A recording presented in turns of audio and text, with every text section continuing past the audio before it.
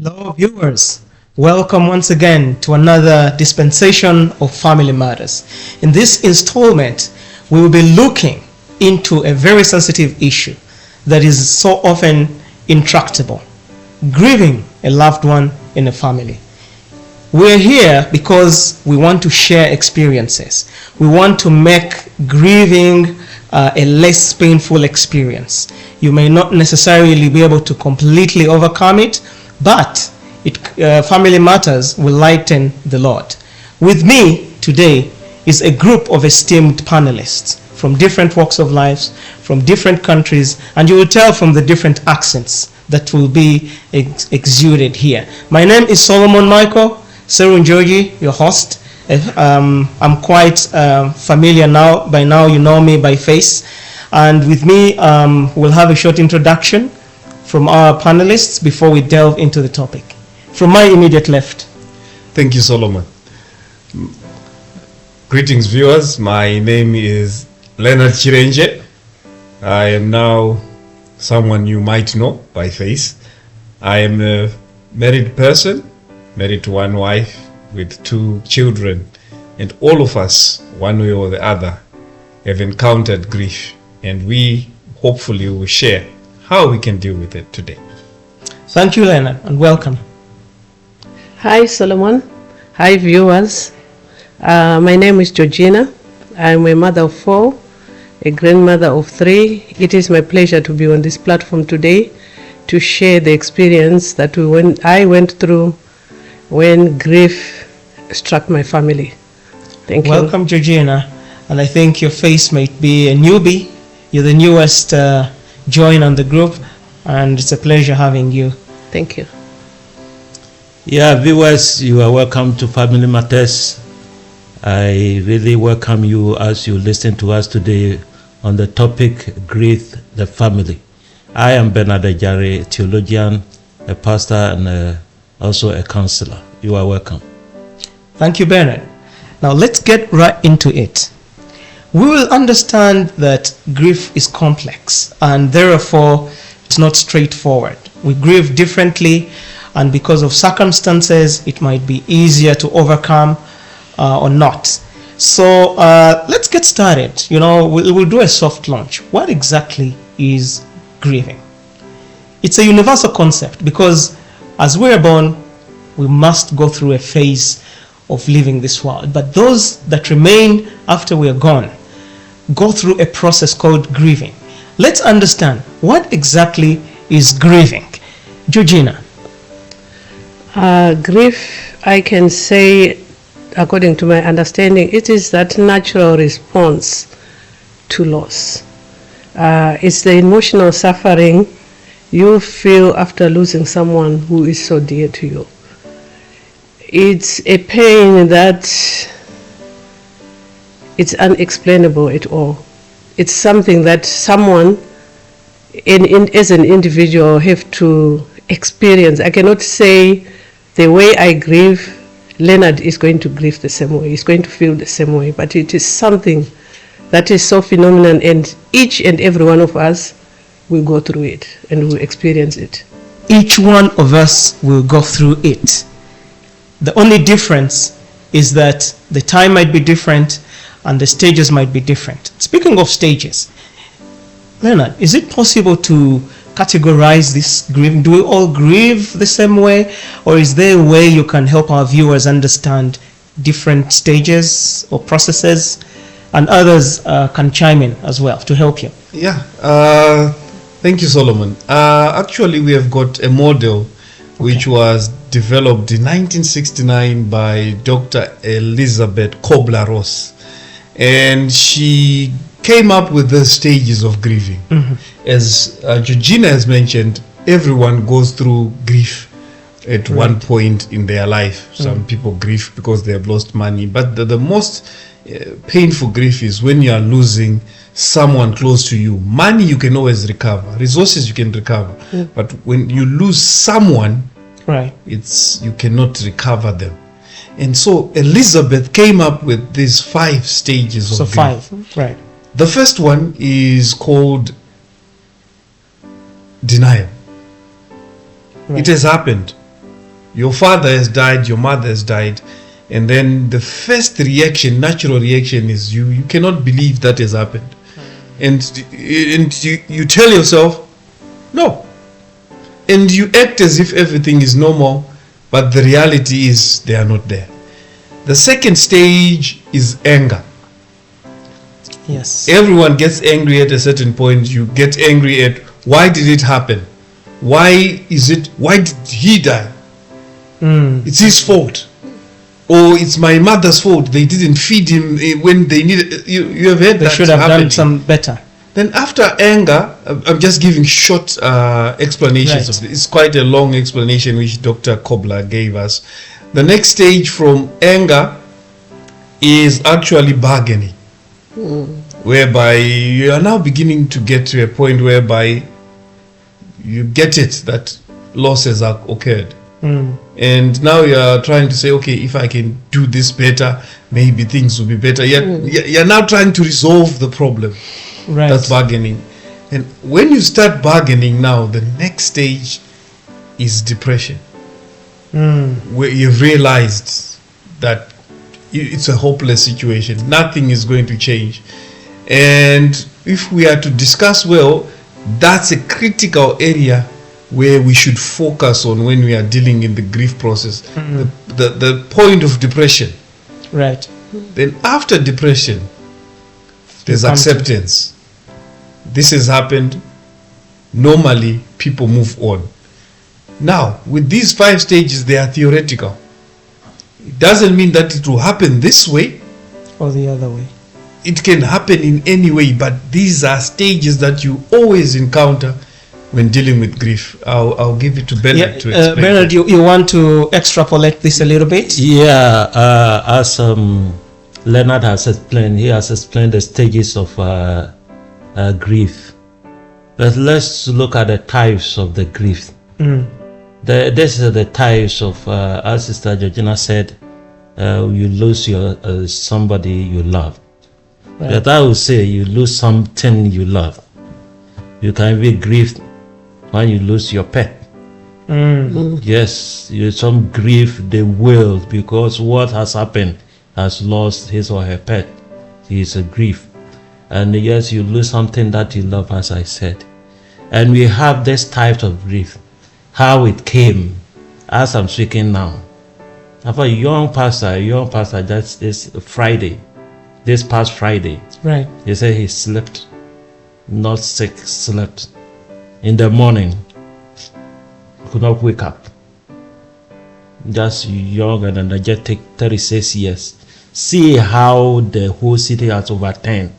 Nobody heard his sickness, and he's now just passed away. So it was a shock. We said it, shock. How it came, the grief is a different one than somebody who is so old and sick before he got dead. Absolutely. And also losing a child. It's not that one, and losing your son or your daughter you have taken care of for this long while, and he's in the university and just died. And you see the momentum of that grief. So we have different type of this grief, that and how it came. Losing your partner, losing the breadwinner in the house. All this come different form of the grief. So these are the type that we have in the home. So you look at how this grief is. This is the man who take care of the whole house, or depending on him, just lost in the accident like that. The whole hope of the family dependent on him, with God through him. And now, who will be the breadwinner? Who will take care of the children? So if you see somebody just cry, wailing when lost one like this, no, ask only the person who has lost. But the problem that is created there, the vacuum that has been created. Right. I think you three have dissected, and here on Family Matters, one thing we do is that we take it by the horns and dissect the situation regardless. Sometimes they're sensitive, but we must face the reality. Now, 2 weeks ago actually, I lost my grandmother, but she died at the age of 103. Now, I was thinking, 103, should I be celebrating or should I be running in the streets crying? Sometimes we get confused. As you said, Bennett, the age matters and the connectivity matters. But can you enlighten how sometimes some person dies and we're not, we are emotionally attached, and other times we're not emotionally attached? Do you understand this, or is it a must that we must always grieve in order to belong to the society? I just want to share something personally here, because I lost my dad. I remember very well, he was sick for quite some time, to an extent whereby when he was hospitalized, we could see his situation was deteriorating. So we kind of were accepting any situation which was going to come. I grieved. And then it was actually a situation that I managed to manage better. Then after some years, my mom also passed on. What I want to share is how my mom died. One morning I just received a call that she fainted. She was working in that very morning in her garden. Then she collapsed and she died alone. So when the phone came, I had spoken with her maybe like a day before. Now the phone just came that she fainted. I was on the phone trying to give people instructions to do CPR in first aid. I was already in denial, like, what kind of fainting is this? So the people could not pass on the message that she died, but they lied. They actually said she fainted, to put the message in a lighter way. But the more I was on the phone, the more I was doubting what kind of fainting which can go for such long. So after some time, she was pronounced dead. So you can imagine the impact. Yeah, the toll it takes. The disbelief. I could not take the message. Flying from here to go home, I could not drink or eat anything until I go home to see the coffin and see for myself that she was really dead. So the grief became so much. I grieved more than my father. Because of how it happened. So it also, like what Bernadette said, it is also about how the person died. And that can actually guide where the grief is going. The magnitude of grief is actually directed by the circumstances of how that person, how old was the person as well. Some people commit suicide. You see people also fainting, going to hospital because of receiving such kind of messages. So that's true. Thank you, Georgina. I can see that you want to chime in a little bit there. Yeah. But I want to say that you're right. I have heard situations where there's more than 2-3 deaths in one family, but it all started by one person dying. There's so much shock that the wife dies. I mean, the wife dies, the husband dies, and so many people are dying because of the shock. And it's not good also to camouflage this situation and then release a lot of bad news in one sense. So Leonard, please, do you want to subscribe? Yeah, the issue of grief is just like Georgina. In my family, we were 8. Now we are 5 in terms of kids. And my first experience with death was to watch my older brother pass on. And it was a sudden death. Headaches. The next morning you hear he's dead. So look, I was at that time 17 years old. So when we are talking of grief, it affects people at all ages. I encountered my first personal, this person we shared the same bed. Now he's gone. And he was not at our house, he had gone to the rural areas and we had to travel there. So her experience was painful, Right. but she cannot relate to the experience that I have. Yes. So when we are dealing with grief, there's no single definition of how then do you react to this. When I can't even explain when I went through the anger stage. I don't even know when I started to bargain. Right. Right. I don't know when if I accepted it up to now. I don't know. But the reality is we need to find out a way on how to deal with these experiences because they are coming. Bernard, if I can connect the coda of his statement, which is we should find a way of dealing with this, is that always true? Is it possible to prepare our minds, so to speak? In fact, death itself is inevitable since we are living in this world. But there are some deaths that are very painful. More painful that when you see that, we could have done something about this. And was too late. It became more painful. That's why people wail the more. Let me tell you something. A lady died. Let's say it died because he was sick, and they getting sick. The mother just gave went to it's a village, went to buy this sleeping tablets that my daughter could not sleep, so take the job, and he take normal of them. That's more than because one he could not sleep, so about 6 to give to her to drink, and this we say that he was not breathing, just died. And the husband came, the girl's husband, he said, no, my wife is not dead. She's not dead.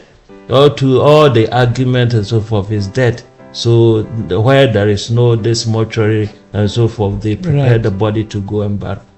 And the cemetery, somebody was just passing by and just heard the noise at the cemetery to see that, no, somebody is buried, not dead.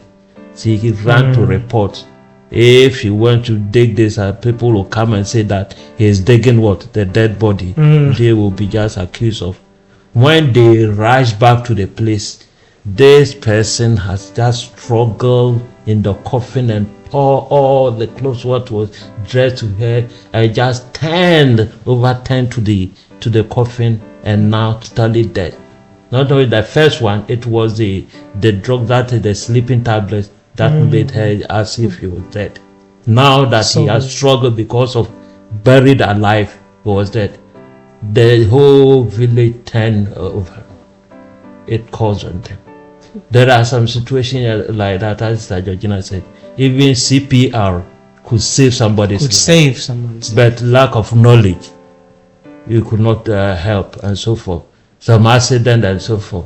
Somebody was saying, I will die, as he was saying, as if he was playing. Before you heard it, he has hanged himself or herself to death. And when you said, we could have saved this person upon all this. So when you see that we could have done something about this to save it, we attribute everything to God. Is God willing? We are living in this world with the devil.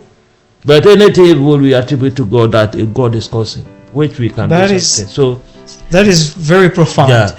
I'm coming to you, and I don't know if you can help us with this one, which is to say that you alluded to it a little bit.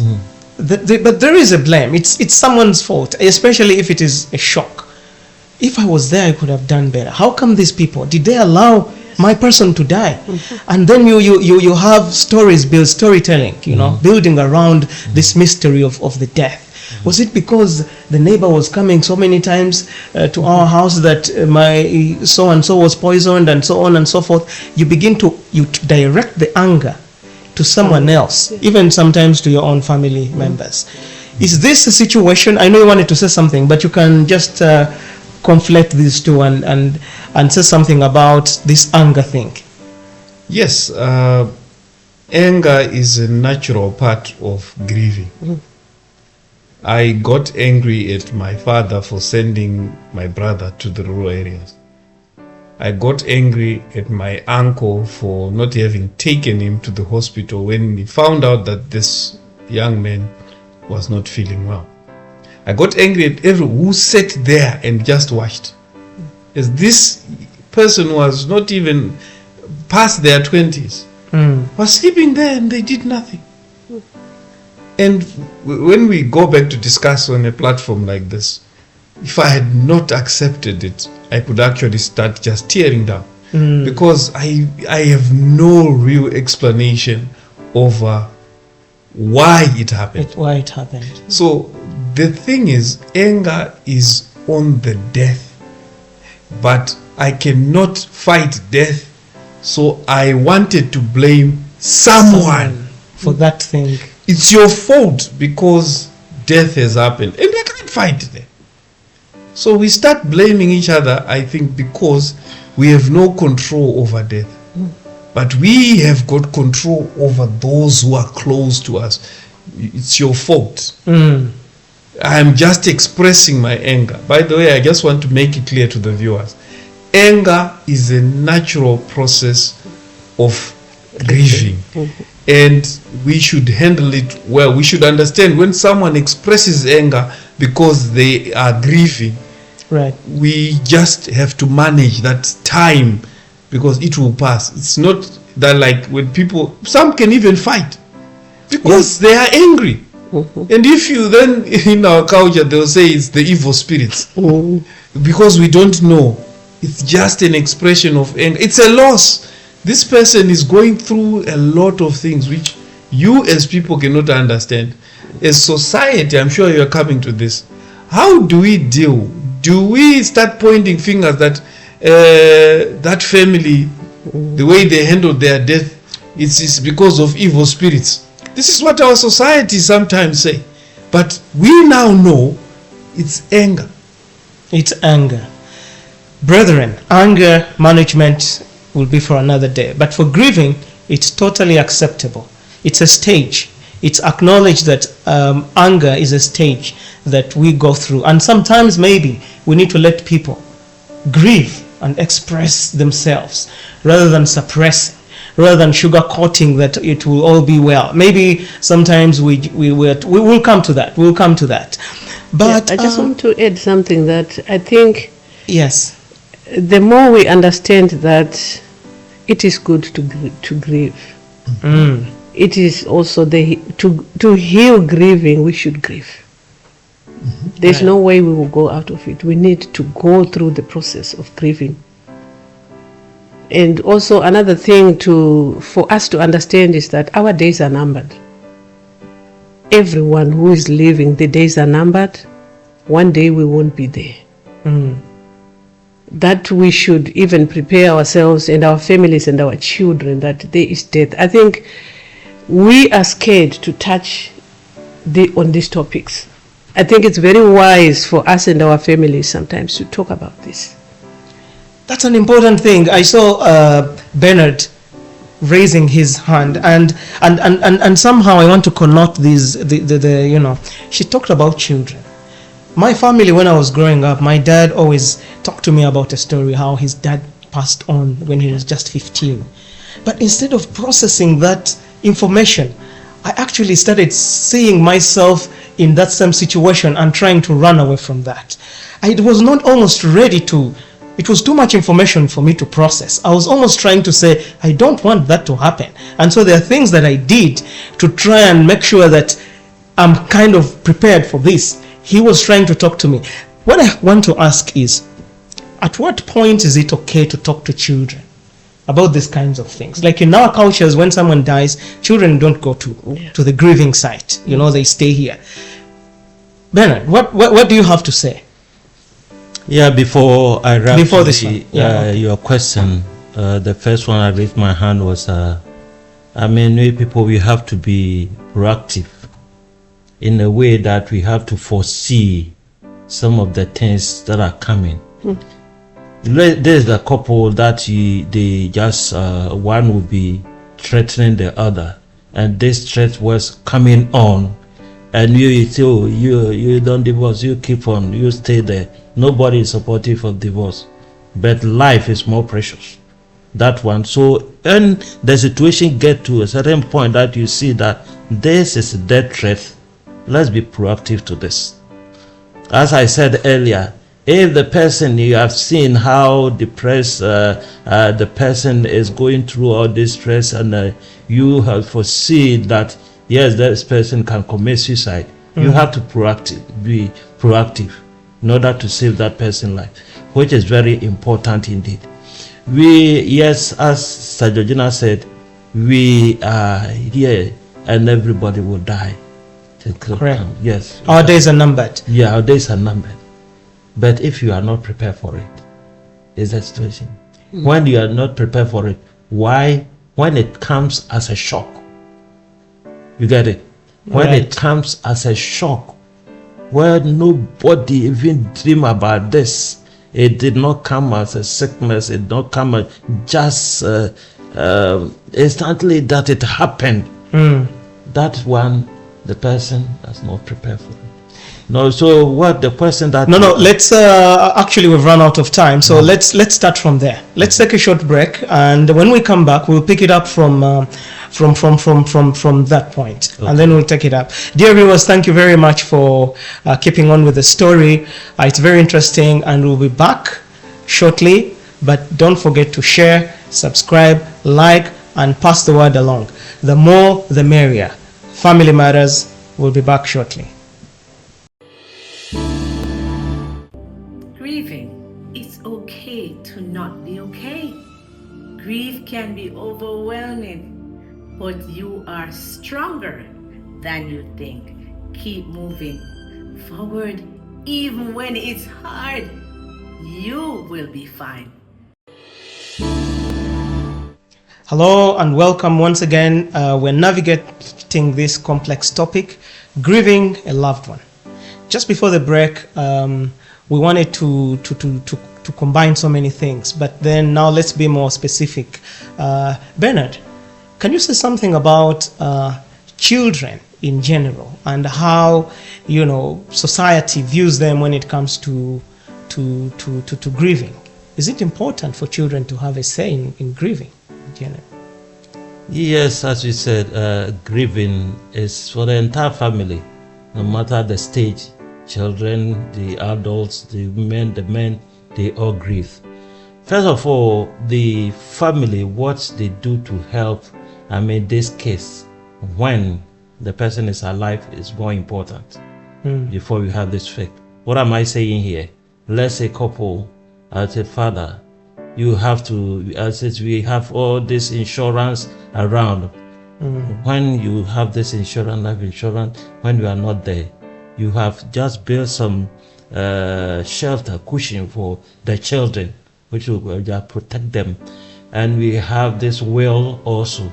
But when you live just like that, it became a burden that these children, they will grieve your life.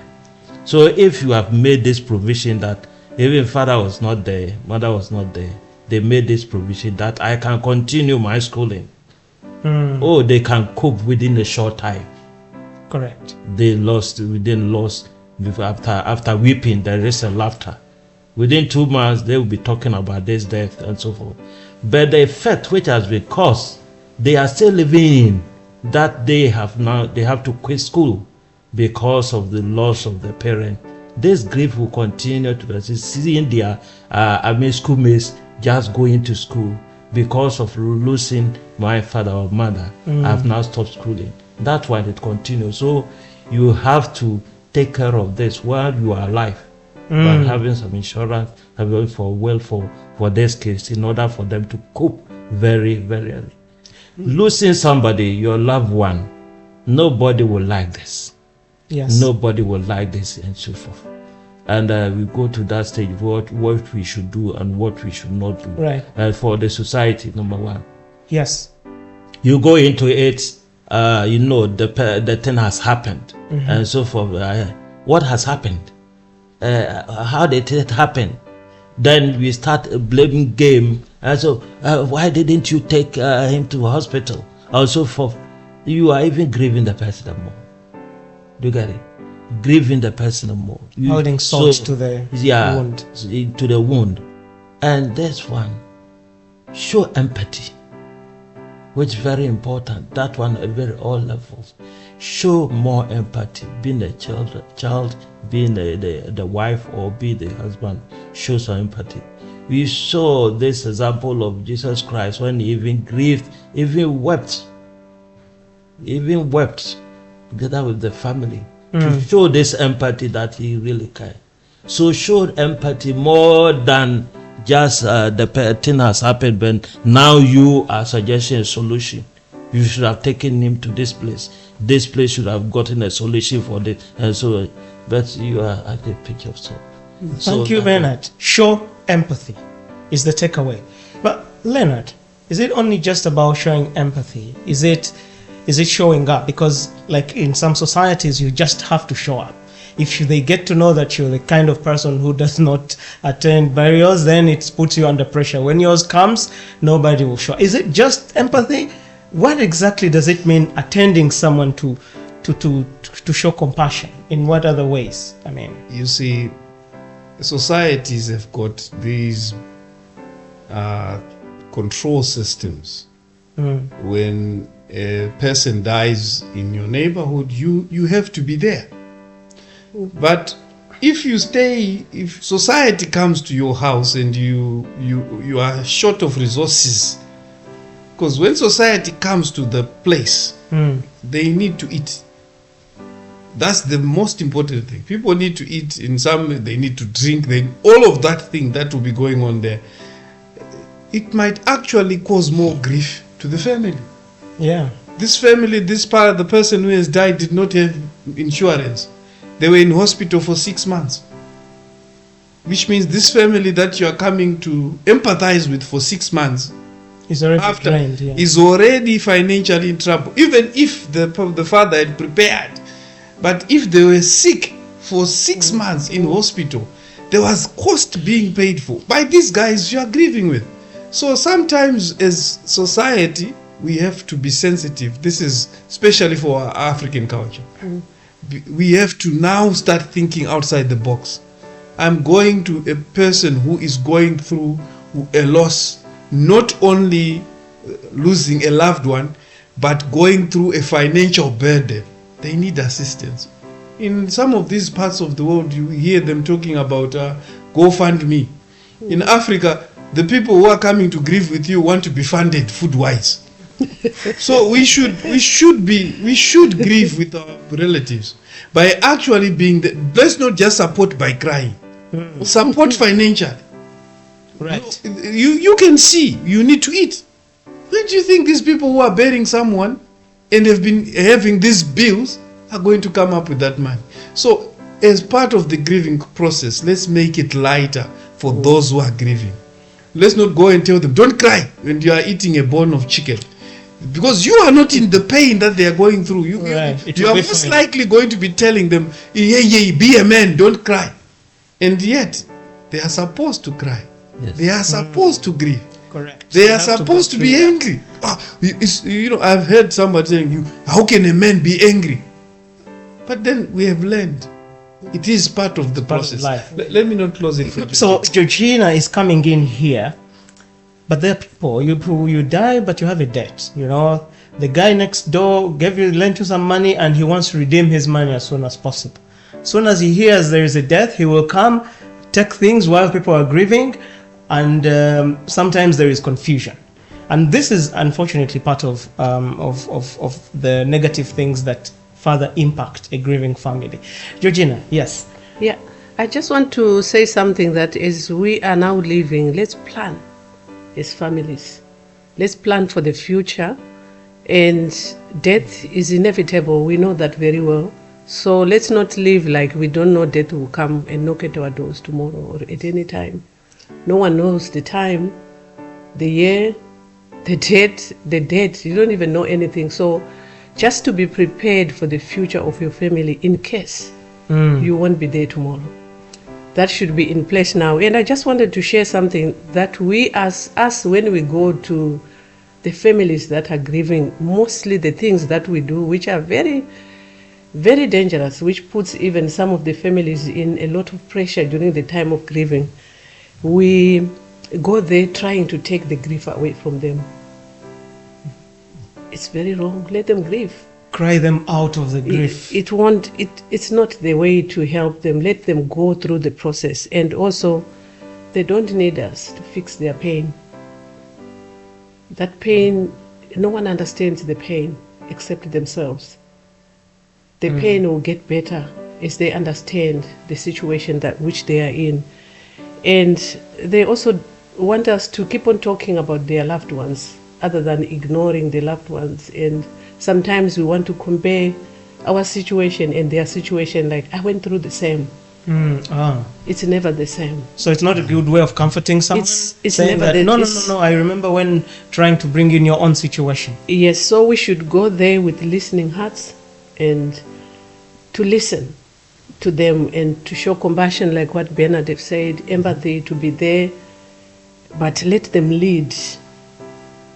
Listen to them and let them lead. If they are supposed to go and choose the casket for the loved one, let them lead. Don't say, oh, you cannot go there because she can't walk, she's so disturbed, let's go and do it. She wants to do the last respect for the loved one. Let her do it. Thank you, Georgina. That was very interesting. Now, we don't want to leave the children out, They're also in an early stage, but they also need to be part of the grieving process. However, the complexity of bringing children in can be confusing sometimes. What is the earliest point in our lives, and how do we communicate loss of a loved one? A beloved one. Children love their parents so much, and depending on the age, it can be impossible to convince them that so and so is not in their lives anymore. How do parents, grieving, given they're grieving on their side, but children also need to come in. How do we navigate this challenge? Yeah. Can I come? Leonard, you can go. You can go for it. When we are coming to children, it ties up with societal, cultural things. Right. How does it tie in? In our culture, during after the burial, you now have the uncles, the aunts, whoever, the adults of the family come in, and then they start sharing the property. The first thing the brother of the deceased will ask for, where's the bank account? Where are the title deeds for this house? Where are the keys for the car? Where are the keys for the house? All of this. Now, how do you think children are going to accommodate that? So let's allow, I'm happy with the issue of the will which was brought in. Plan and make sure that these things don't happen, because if we don't write wills, our kids are going to lose everything to our own brothers sometimes. Right. So the first point is protect the children from the eventualities that are going to come. Make sure that they are safe first. Then the mother does not have this pressure of how am I going to survive with all these things taken away. Right. Or the husband, in this case, whichever of the partners is left. Then they will have space to communicate with the child. Starting to tell them about what is death. I would actually advise, and I'm also learning today, I have to start telling my kids that we are not made of stone. So that I prepare them mentally of this. I don't want them to think about death every time. But there are ways, I'm sure, to really start telling the kids that anything can happen. Thank you, Leonard. And Bernard briefly talked about it can be too heavy on the children, especially. Adults sometimes we go through and we've seen many deaths, and some of them, but children for the first time, it can be traumatizing, I think you briefly touched it, but you said there are things we can do in the house before we have any death to introduce death gradually. It's not something a secret. Is it a secret to our children, or should learn it on the day it happens? Death is no longer a secret today. Even animals, they grieve. They grieve for their babies and for their, for their prey and all that. They grieve. So the kids, they know about death, but maybe they don't understand it in a proper way. So it is up to us as adults to not shy in talking about this topic. And as I will repeat again and say, no one is going to live forever. We might be hearing of death from the neighbor, the next door, death, but when it comes home to you, it will visit one day. You cannot block it. There's no door which can block death away. So when death comes in, do the kids understand really what death is? And from the religious perspective, we all know that there was creation. From creation, then what happens? Very profound. Yeah. Until the end of the human race. In any religion, in any belief, people, they want the last rites to be read when they will be buried. It doesn't matter who, a person even might not be having a church where they go to or a belief, but on the day of burial, you'll find some kind of a ritual, a service Funeral being rites, done, the obituary being read. So death, let's talk about it. I think in such a way that if we prepare ourselves, putting these wills in place, letting kids understand in the event that I might not be there tomorrow, this is A, B, C, and D. Clear. Excellent. Yeah. It's not a personal business, it's a family matter. I think the choice of this YouTube channel is very interesting. Family Matters. We're winding down very fast, but we cannot go without addressing how to move on. I mean, grieving, yes, it's the beginning, but it's not the end of life. Bills have to be paid. We have to move on with life. But how exactly should we do this? Bernard. Let me add a very few to the earlier one, then I go to this. Okay. In fact, the effect on the children depends on the bond between the child and the bereaved one. Maybe he lost the father. I know a daughter who lost the mother. About over 6 years now, when you look at this daughter's, WhatsApp DP, the mother picture, still there. Keep on changing the mother picture. You can see the bond between them. And when this happened this way, that you know that they were so close and has lost the mother just abruptly like that, you the father, if you will be married, seek the consent of your child for them to accept that yes, they have lost, and the one that is coming, they believe and they accept her to be their mother, or they will be angry against you because that pain is still there, and you are just very soon you have betrayed their mother, just the death that way. So you should seek that, being a mother or being the father, the one remaining, seek the consent and approval of the kids. That's very important that we go in that way. However young they are. Yes, that's very important if they will understand. The little ones, they don't understand all these things. But if the person have the knowledge that yes, I've lost my mother or father, now this place you are going, explain to it for them to know, to accept. That is one important aspect. Very good. Now, yes. Yes, to move on in life. Yes. It's inevitable. It has happened. What do we do? That's why we said that let's put these things in place so that the person can cope with the situation and move on. If the person now is in has lost his schooling, education, and you say, oh, cope in life. I was in the university. Now I find myself in the street selling, hawking, and you are telling me that that's life. Go on in life. It's very difficult. So how we set things in order, that is very, very important. As we have earlier said, we move on. So as this thing that's happened earlier, let's help heal the wounds by getting close to the people, and let's be a helping hand for them in all aspects, that they should not find themselves just to be in isolation. Thank you, Bernard. Like all good things, we have to come to an end to this one.